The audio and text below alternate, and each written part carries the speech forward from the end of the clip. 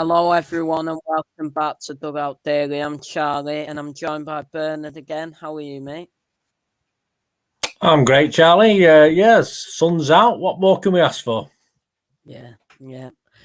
We'll get straight to it then. City 4, Real Madrid 3 on Tuesday night with De Bruyne, Jesus, Foden, and Bernardo Silva scoring for City. Benzema scored a brace for Real Madrid, one being from the penalty spot, one being from open play, and Vinicius Jr. also scored for Real Madrid as well.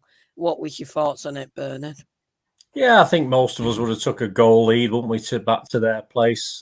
How it panned out, really, it could have been a lot more, couldn't it? Obviously, we're a bit frustrated by the end of it, but it'll probably keep us sharp for the return leg. Just a goal in it. So I think most of us would have been happy with a goal. 4-3 perhaps wasn't in anyone's estimations, but a 1-0 or a 2-1 I think was a popular scoreline. I think, but it certainly could have been a lot better. But we'll take what we've got. At least we've got the advantage. And I spoke to a guy the other day, and he said, "Oh, what about those away goals?" I said, "Well, they don't count anymore, mate. Don't worry, it doesn't matter anymore." But there you go. So not everyone's up to date on what's going on, but it could have been a lot worse. Put it that way.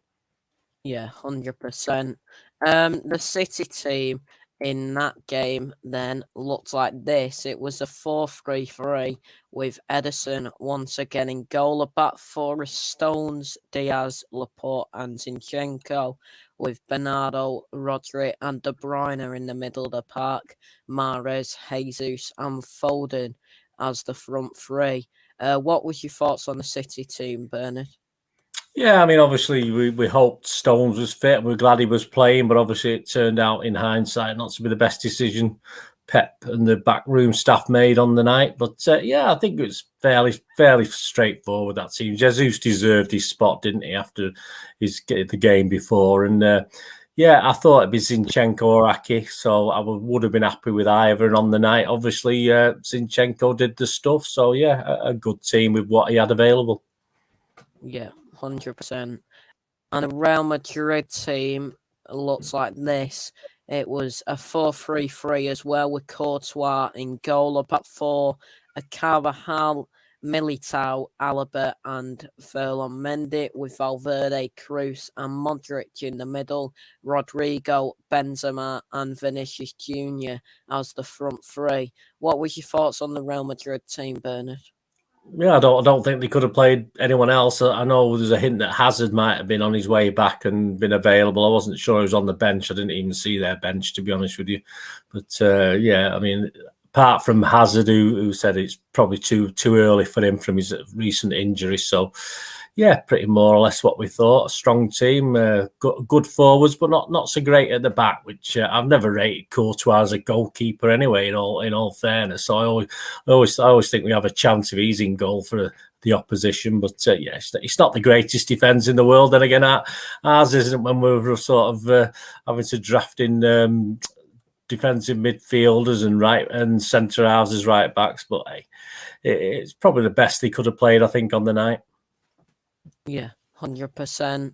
The stats then for this game looks like this: 16 shots to 11, 6 shots on target to 5, 60-40 possession, 613 passes to 416, 88% accurate passes to 80%, 11 fouls to 5, 1 yellow card each, no red cards for either side, 3 offsides to 2, and 5 corners to 3. Do you think those stats fairly represent the game, Bernard? Yeah, I think they fairly reflect a 4-3, don't they? You're not surprised of a one goal in it on those stats. The away team slightly less of everything, which you would expect anyway. But obviously, a lot of people were expecting. I saw a couple of previews where they said Real Madrid would dominate possession. I don't know what planet they've been living on, but might change at their place, of course. But even then, I don't think they will. It'll be quite close. But I think that reflects what happened on the pitch. Yeah. And the attack momentum looks like this. Give me a moment. Here it is. So Real Madrid, with of course the same old story. A few periods, City overall dominating, But is that the best attack momentum we've seen for an opposition this season, Bernard? Maybe. Well, possibly, yeah. I think you're probably right there, mate. I can't think of another one that came as close to that. A couple of teams have had a go. Well, even Liverpool probably similar, isn't it? Probably a Liverpool one here and there, but I can't think of anyone else offhand. Even the games we've lost. I'm sure the Tottenham game we lost right at the start of the season, and the Palace game at our place. I'm sure we dominated those games. And say, yeah, apart from perhaps one of the Liverpool games, I don't think we've seen much like that. No, definitely not. Big up Chelsea fan Josh, Luca, and I'll tell you what, just the Atletico Madrid probably second half, because obviously I don't think we got out of our own half, did we? Not second half. No, I don't remember us. Sorry, mate. Go on. Sorry for interrupting. Chelsea fan says, "What a game! Best game in the Champions League this season."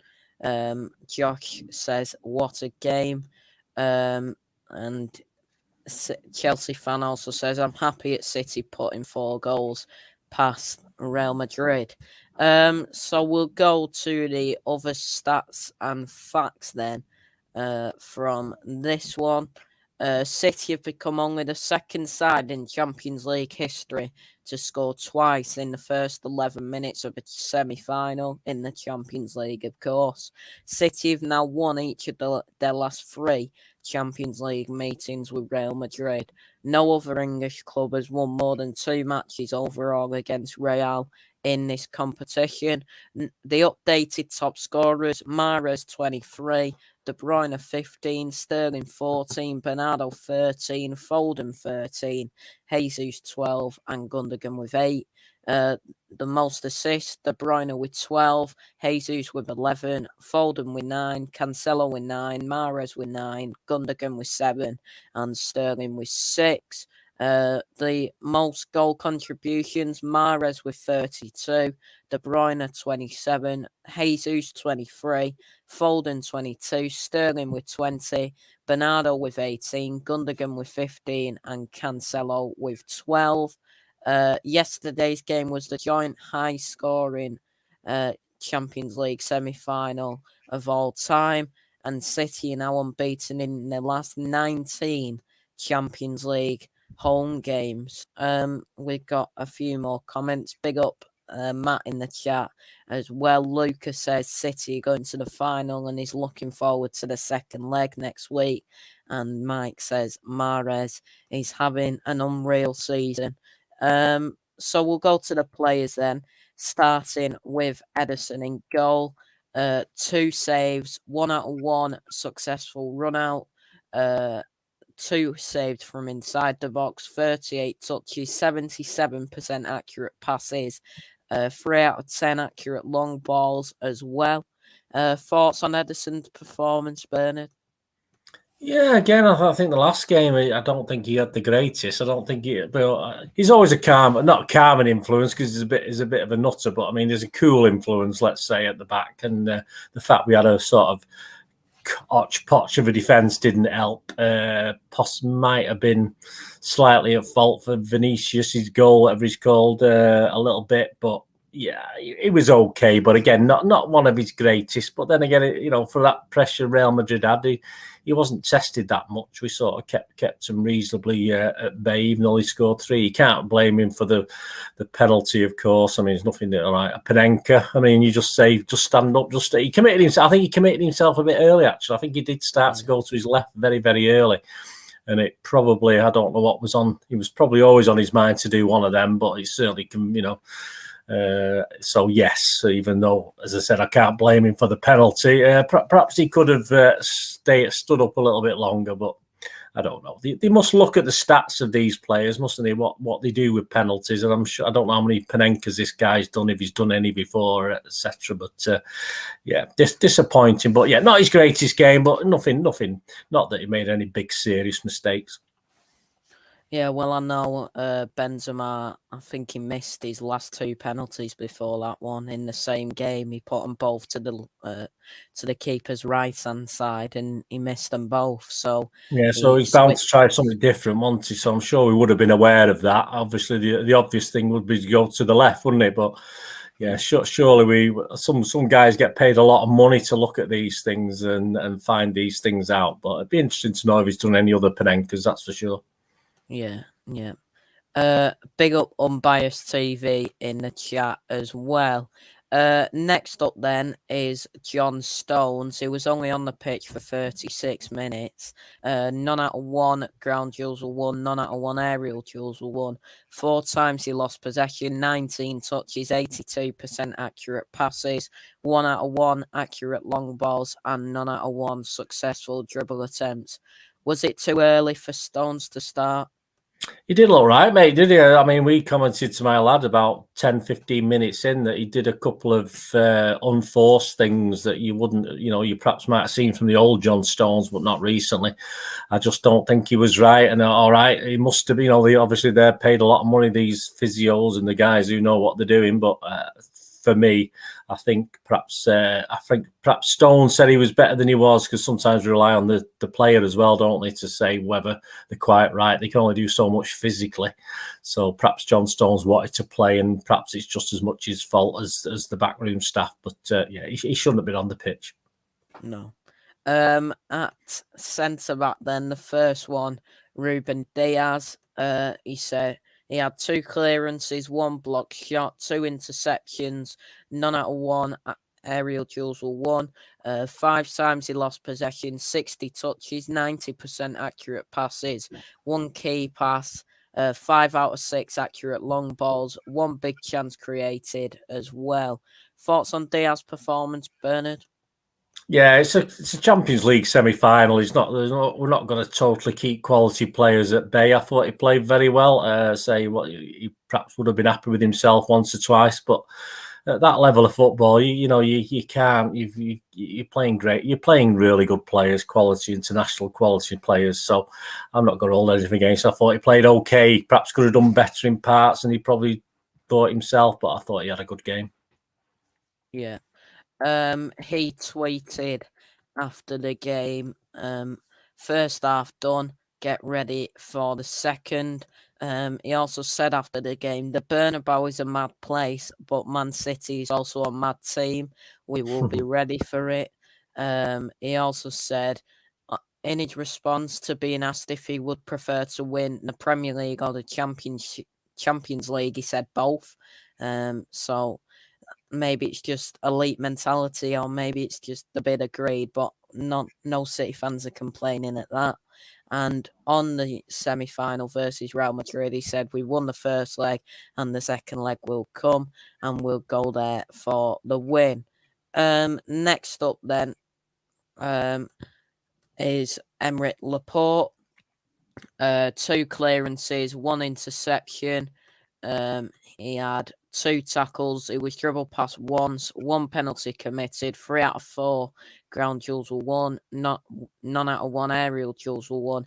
7 times he lost possession, 1 foul, 86 touches, 94% accurate passes, 3 out of 5 accurate long balls, 1 shot on target, 1 out of 1 successful dribble attempts, and 1 big chance missed as well. Thoughts on Laporte's performance, Bernard? Yeah, I thought he played pretty well. I mean, the penalty, I don't know what his arm was doing up there. In all fairness, if he's challenging with the player is the other side where his arm is, and the player's sort of moved up in some way, or he's caught, he's trying to get an arm out of the way. But I mean, it was obvious to us it's going to be a penalty as soon as it happened. It was just right in front of us, of course. But so yeah, I'm a bit of a downer of that. But you can't be too petty, can you? I mean, I'm sure he didn't mean to say, right, I'm going to give an handball. It's just one of those things. But I'm a bit odd. I've just thought his arm was in an odd position for, obviously you use your arms to get up high, but I just thought it was a bit odd and disappointing, but I'm not going to hold that against him. I thought he played very, very well, bringing the ball out and passing. I think his pass completion rate was excellent. So it's a shame, but a lot of people are giving him stick, but it's a great shame. But yeah, as I say, I'll question why his arm was up there, but we'll let him off. Yeah. Next up, we've got some stats a start for Laporte in the first half. 100% of his tackles were won, 100% of his duels were won, 100% take-ons were successful, and he had 96% pass accuracy. Next up is Alexander Zinchenko. He got the assist. I can't remember which goal. Which goal was that for? I can't remember now, to be honest.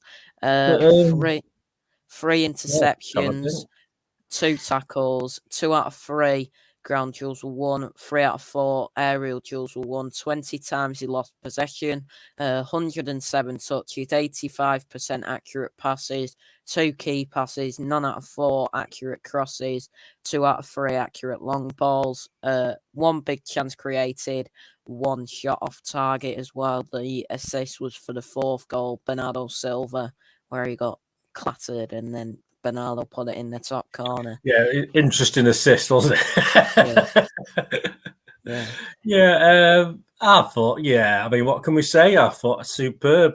It's just brilliant. It's not perfect by any means. And as I say, I'm interested actually that referee, whether he actually Istvan Kovacs, whatever he's called, whether he actually was playing it. You know, if he hadn't scored, he would have just carried on probably. Well, probably wasn't going to give a foul, but we'll never know because obviously we scored the goal. But so people accredited him with allowing play to continue, but I just think he wasn't going to give us a foul anyway. So that's my view of it. No, I thought Zinchenko was excellent. As I think we said last time, didn't we, or the time before?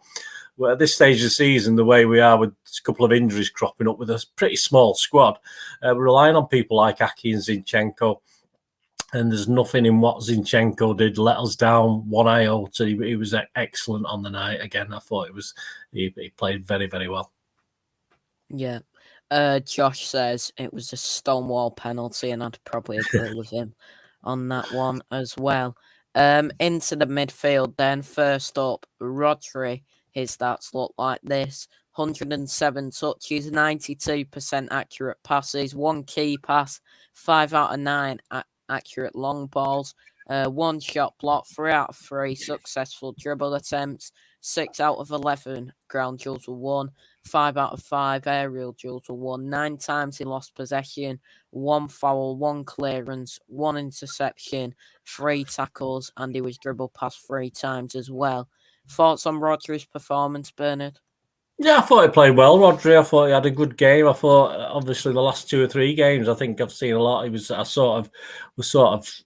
I'm at the match, it's harder to take in what's going on, but I do sort of try and make a mental note and think, oh, Rodri did okay there, and Rodri did all right there. And I remember thinking that a few times while I was watching the game. So, yeah, and obviously go back a few games, I probably wasn't thinking that. So, yeah, I thought he had a good, especially the first half. I think he was very, very good in the first half. Perhaps not quite in the second half, but no, yeah, I've been more impressed with Rodri again. As I say, I was impressed with him early season, then I think he went off the boil, but I think he's playing pretty well at the moment. Yeah, 100%. A Rodri stat then in the first half: 100% tackles were won, 100% aerial duels were 100% long ball accuracy, and 96% pass accuracy. Next up then is Bernardo Silva. Silva. 1 goal, 71 touches, 91% accurate passes, 2 key passes, none out of 1 accurate long balls, 1 out of 1 none out of 1 accurate crosses, 1 out of 1 accurate long balls, 1 shot on target, 1 out of 2 successful dribble attempts, 7 out of 12 ground duels were won, none out of 3 aerial duels were won, 7 times he lost possession, 1 foul, he was fouled once, 1 clearance, 5 tackles, and he was dribbled past 3 times. Thoughts on Bernardo's performance, Bernard?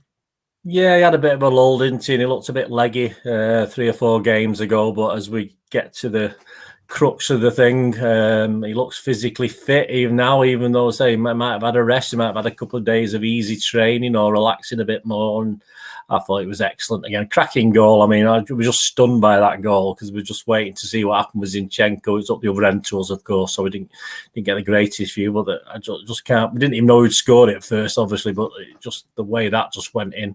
And Courtois, I think I think he gave up on it. I think he just looked at it and didn't even bother making an effort for it. But overall, he had another great game, and thankfully he's hitting form again at the right time. So it'll take us through the next 6 or 7 games, hopefully. Yeah. We've got a couple of Bernardo quotes. The reporter asked, who wants to sum up what happened out there? Bernardo Silva responded, "Go on, Foden. I'm tired. Of course, putting in the hard yards once again. He said, "We're going to Madrid to win the game, knowing we are facing a top team. It's going to be tough in front of their fans. They're going to be on top of us. 2 of the best teams in the world in a great venue at the semi-finals are such a special competition." And he also said, "We are going to give our best to compete and reach the Champions League final." Next up then, Kevin De Bruyne, 1 goal, 1 assist, 72 touches, 88% accurate passes, 3 key passes, 2 out of 4 accurate crosses, 4 out of 4 accurate long balls, 1 big chance created, 1 shot on target, 2 shots blocked, 2 out of 3 successful dribble attempts, 2 out of 6 ground duels were won, 1 out of 3 aerial duels were won, 14 times he lost possession, 1 foul, and he was dribbled past twice as well. Thoughts on De Bruyne's performance, Bernard? Yeah, another who's thankfully reaching a peak when we need him most. Another great performance. He was brave with that first goal. I mean, that guy had his foot quite high. It didn't bother him. He stooped to conquer, if you like, and stooped and headed it in. Even say he could have easily got a boot in the face at some stage. And it's just typical Kevin De Bruyne. He worked very hard when it wasn't quite going right for him, and now it's paying off. And I say it's a joy to watch. And as we said about, with 10 or 11 games to go, let's keep him fit. We keep him fit, we've got a chance of winning things. If we don't, we're knackered. And I still think that with with what 7 games left in potentially to play. Yeah, 100%. Some De Bruyne stats then. De Bruyne's strike on 95 seconds against Real Madrid is the fastest goal in a Champions League semi-final. He's only scored and assisted in the same Champions League game on 2 occasions for City. They were both against Real Madrid. In the first half, he had 1 goal, 1 assist, 39 touches, 22% accurate passes, 88% pass accuracy, 15 final third passes, 5 duels, 5 dribbles, 4 accurate long balls, and 3 chances created. Another stat at 93 seconds, we've read that already.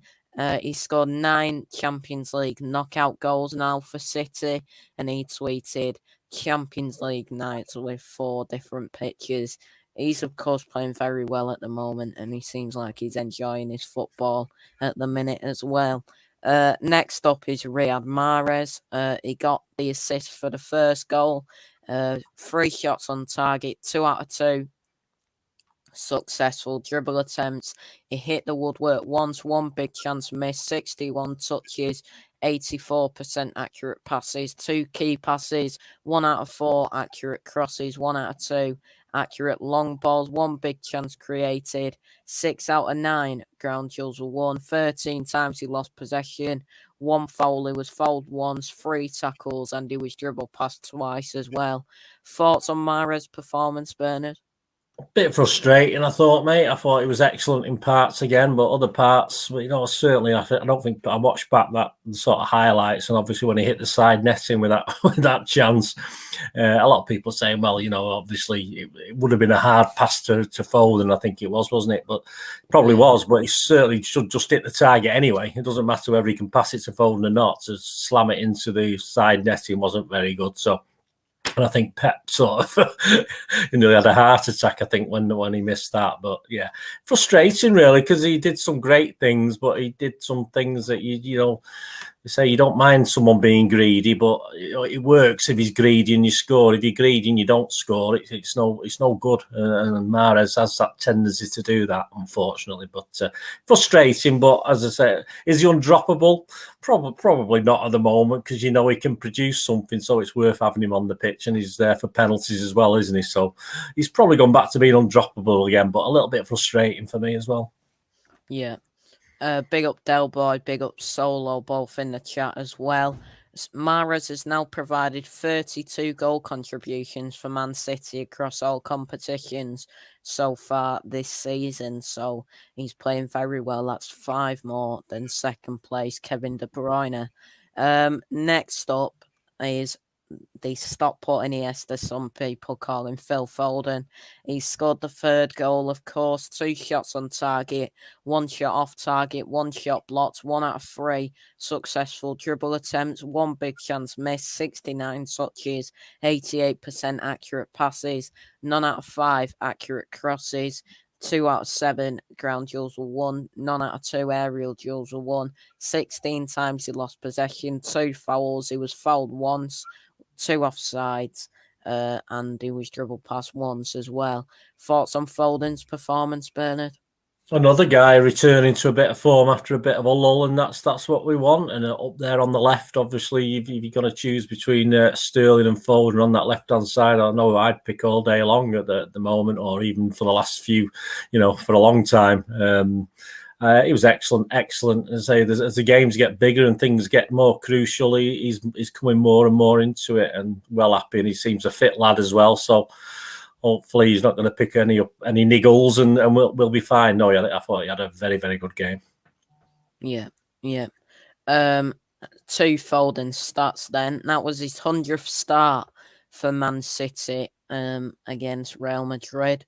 And no English player has scored more goals in the Champions League while aged 21 or younger than Phil Foden as well. He said after the game, a team who have won the Champions League many times, if you give the ball away in dangerous areas, they punish us. We know what to do over there. Started really well. Could have killed them off. I had a chance, and Mahrez, we have to take our chances. So next up then is Gabriel Jesus.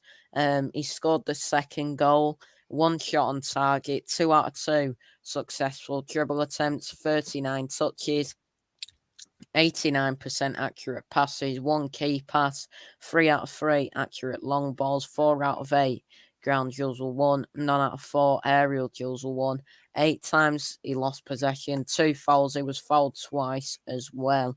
Thoughts on Jesus' performance, Bernard?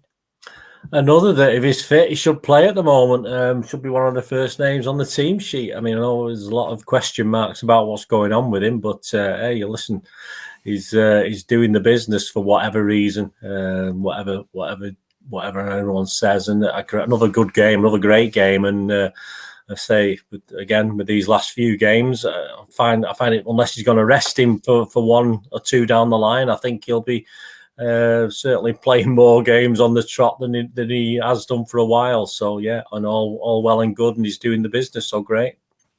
Yeah. Some Jesus stats then. He has 12 goals and 12 assists across 2,159 minutes of play in all competitions this season. That is 1 goal or assist per 90 minutes.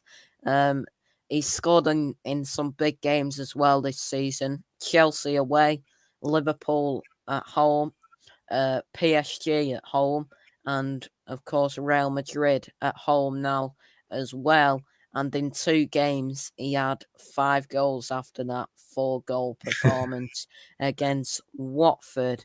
Next up then, of course, John Stones went off early in the game, so Fernandinho came on in his place. He got the assist for the 3rd goal, 40 touches, 84% accurate passes, 1 key pass, 1 out of 2 accurate crosses, 1 out of 2 accurate long balls, 1 big chance created, 1 out of 2 ground duels were won, 1 out of 1 aerial duels were won, 6 times he lost possession, 1 blocked shot, 2 interceptions, 1 tackle, 1 he was dribbled past once, and 1 error that led to a goal.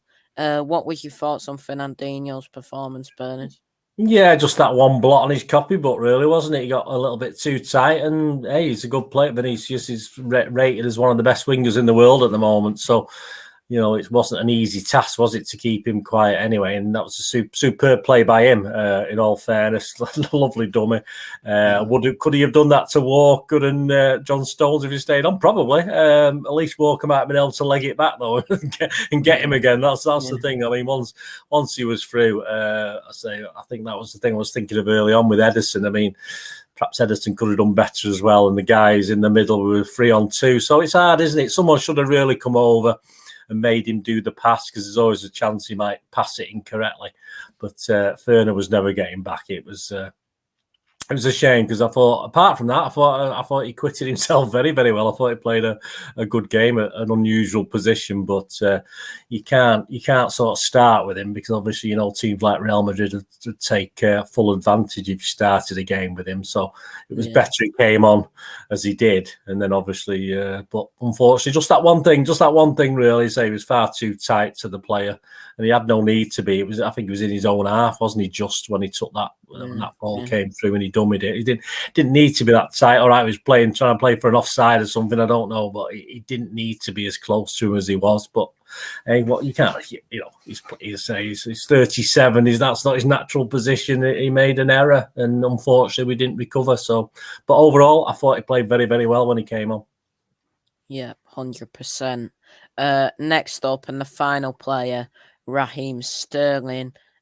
He came on. He was on the pitch for 12 minutes. 1 shot off target, 4 touches, 100% accurate passes. Where's that just gone? Bloody hell! 9 out of 2 ground duels were won. He was fouled twice, 1 offside as well. Thoughts on Sterling's performance, Bernard?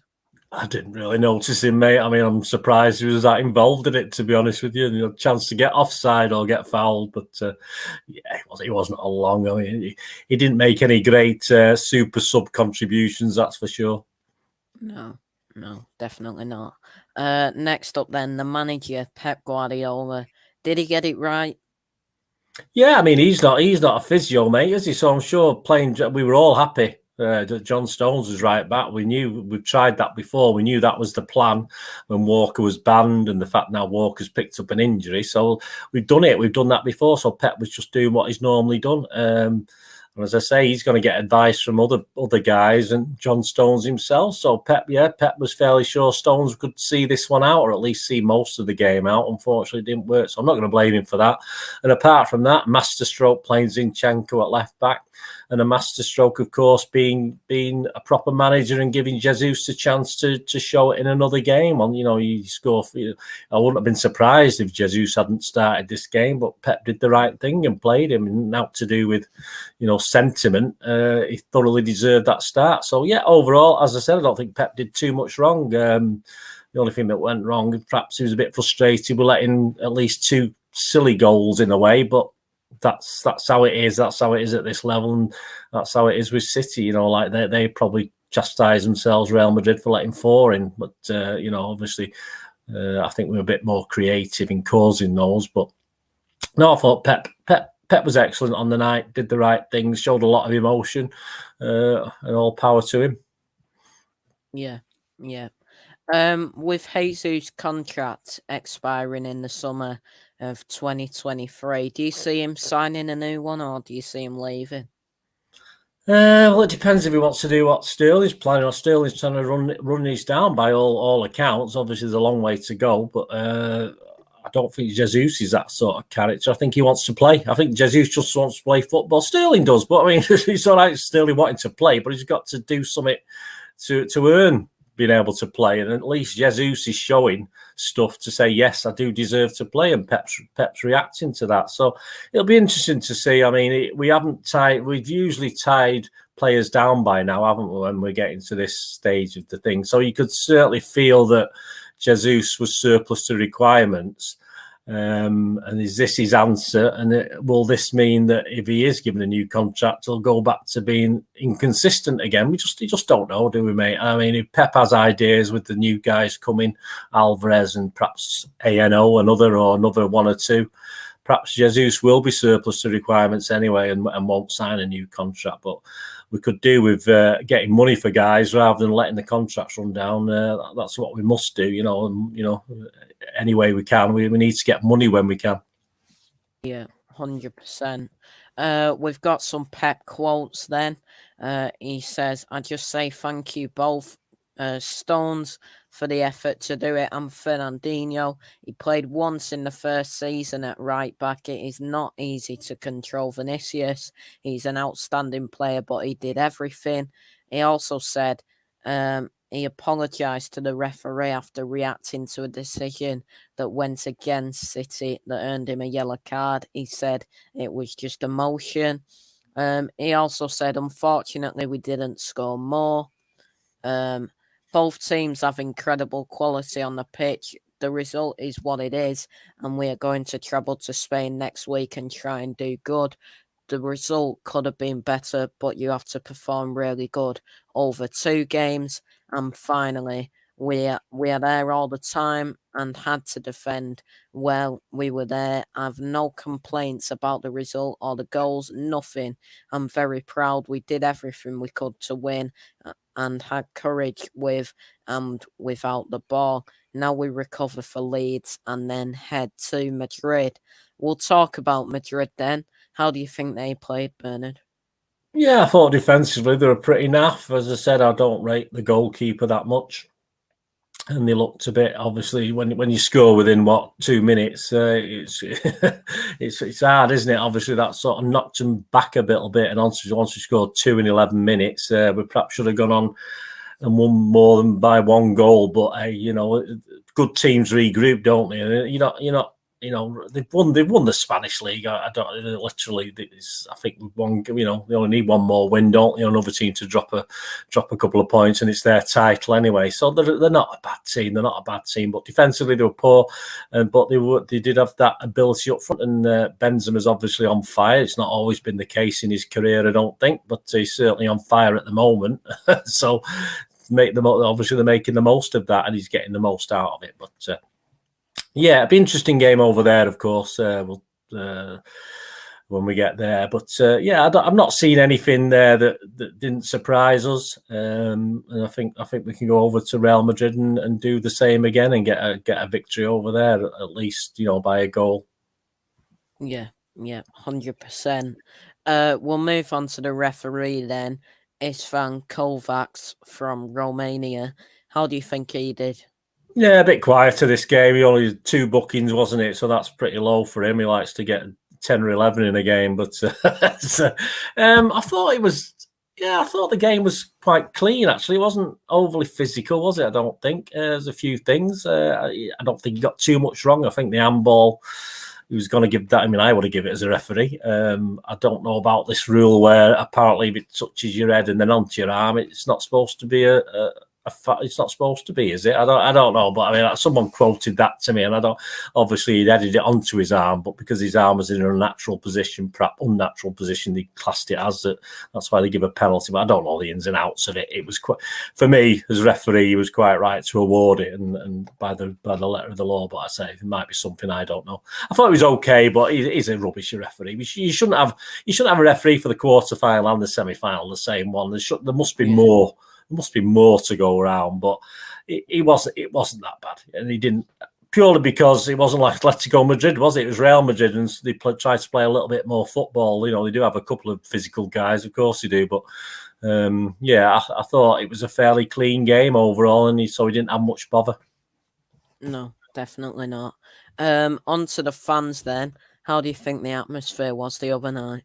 Yeah, it's all right. Not the best. Certainly, obviously there's a lot of images, and I've seen comments from a Chelsea fan who started it off with the section where they all had the phones up with Benzema, wasn't it? But yes, it was a home section, but it was a section that had been returned by Real Madrid. So you're going to get a lot of touristy fans in that section. And it was a penalty. So people had time to get the phones out. So actually, it's not as though it was an instinctive thing. They all had the phones in their hands before he scored the goal. They had about 4 minutes to prepare the phones. And to be honest with you, if it had been City's penalty, I would have done the same because I would have put it on my own vlog. So that I would have done exactly the same. And you can't say I'm not a dyed-in-the-wool home supporter, if you like. So yeah, it is what it is. And, you know, these other clubs fill the grounds by having people like this, the tourists. So, as I said, it was, if it had happened instantly, there wouldn't have been as many cameras up because they wouldn't have been able to prepare, would they? They wouldn't have had all the cameras out because it was a penalty. So, but I agree with the point, but I did point out that isn't the solid home section of the proper fans. That'll be a lot of people who bought the ticket at the last minute because they returned from Real Madrid, of course. So it's an excuse, but overall, I thought the fans were very, very good. You could just about hear the Real Madrid fans in the top tier. I thought they were probably okay. From difficult when you're up there, isn't it? It's only 1,500 of you, or however many there was, but plenty outside, plenty of Real Madrid fans outside. Yes, a lot of half and halves, as there always is, but yeah, it wasn't the best, noisiest Etihad night in the Champions League or in a league match, but it was noisy enough. That was for sure. Yeah. We'll ask you then for your man of the match. Who are you gonna give it to? Yeah, well, I think I give it. It went again. I think he's had a cup 2, 3, 4 in the last few games. For me, it had to be Kevin De Bruyne again. Just central to everything. A lot of players had great games. I say Jesus, Foden, or Mahrez sort of had a game. Sort of, you know, one of those games that he looked brilliant one minute and a bit of an idiot the next. But yeah, I had to give it KDB. I think he was head and shoulders. Bernardo, another one who had a great game, but I just thought overall for his captaincy and the fact he got the early goal and he was brave and he kept going. Yeah, KDB for me. Yeah. And tomorrow night, Leeds away. How are you feeling for that one? I'll be more nervous at Leeds for this than I was for the semi-final. That's for sure. I mean, obviously, won't be there tomorrow. Unfortunately, it's got no chance of tickets at this late stage. I'd rather be getting snapped up, aren't I? I keeping my eye on the Wolves one that keeps going down in points, but I wasn't there yet. And the West Ham one, I'll be looking at that one, but I doubt it. Everyone will want to go. Well, we still have got a chance of clinching the league title, of course. Leeds are very, I do my stats. Leeds isn't our best place to go. In the same way, we've banished some of these bogey grounds, haven't we? Like Arsenal, we've banished, we can beat Arsenal for fun at their place now. Certain teams we still can't, like Liverpool very often. We did last season, obviously. But yeah, Leeds is one of those places. We haven't got a great record. We've certainly lost more than we've won and drawn. And they're desperate. They're 5 points ahead, 5 points off relegation, aren't they? So they'll want to do something. Jesse Marsh has got them playing pretty well. They had a couple of weeks off, don't forget, as well, before their last game against Palace, which was a pretty dire encounter at Selhurst Park, I believe. They were very defensive. But that's what he's done. He's tightened them up defensively more than when Bielsa was there, of course. I do like him as a manager. And of course, he worked, and obviously he probably had one eye on the City game when he was working for that 2 weeks without a game. So, yeah, I think they'll be very hard to beat. I'm hoping we'll win by a couple of goals. But as I say, we've got to be energetic in this. We can't do a slow start that we tend to do. We did at Palace, stuff like that. We can't just wait for things to turn around in the second half and for Leeds to tire. We need to go at this from the start. And of course, with Real Madrid next week, what's Pep going to do? I mean, Pep surely must play our best 11. We surely must do. The league, it's the league title we're going for.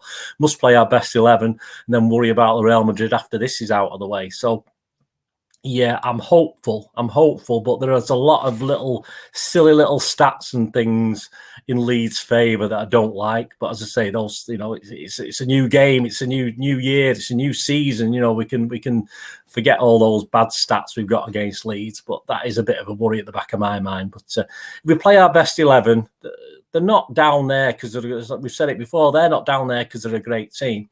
But having said that, Jesse Marsh has made a difference to them. I say they're still struggling, but he has sort of made them a bit. That Dan James leading the line, for God's sake, he's rubbish. Is it Dan James yet? The number? Yeah. Is that him up front? We're leading the line. He's crap. So if we can't beat Leeds, again, we don't deserve it, and we don't know what Liverpool. Obviously, we expect Liverpool to beat Newcastle, although Newcastle are a bit like Leeds. You just don't know what you're going to get. They could easily take a point or something like that. So we could start the game in second spot because Liverpool only have to draw anyway. We'll be second. So psychologically, it's a lot of pressure, but that's what the guys are paid for, isn't it? And that's what we should be good at. With a lot of those players have been there for a little while now. We should accept the pressure. And the Leeds fans are great. I think the Leeds fans are great at home. So, we'll struggle with that as well. But hopefully we'll do the business. But won't be easy, mate. It won't be easy. And I said I'll be a nervous wreck tomorrow, certainly more than I was for that Champions League game. Certainly even worse when I'm not there. If I'm there, I'm not too bad, but if I have to watch it on telly or a dodgy stream, I'm absolutely useless. So I'll probably be in bits watching it tomorrow, but hopefully we can do the business by a couple of goals, hopefully. Yeah, 100%. Just before we wrap it up, mate, where can we find you? Yeah, just obviously, I do film and TV stuff as well, guys, out there. So I do my City stuff, my Citizen channel and my film and TV channel. So if you just start at @Bernard_Dineen on Twitter, and that connects me to the YouTube. Or if you just stick my name in a search engine, all my stuff comes up anyway. So that'll be great if you can go on there. Much appreciated. Yeah.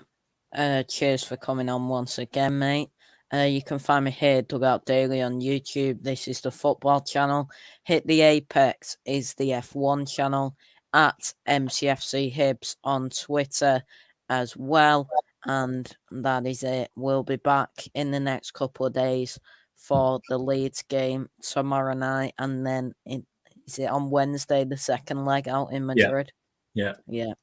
And then Wednesday in Madrid. So everybody, thank you all so much for watching. Please like, share and subscribe. And we'll see you all later. Take care and goodbye for now. Up the Blues.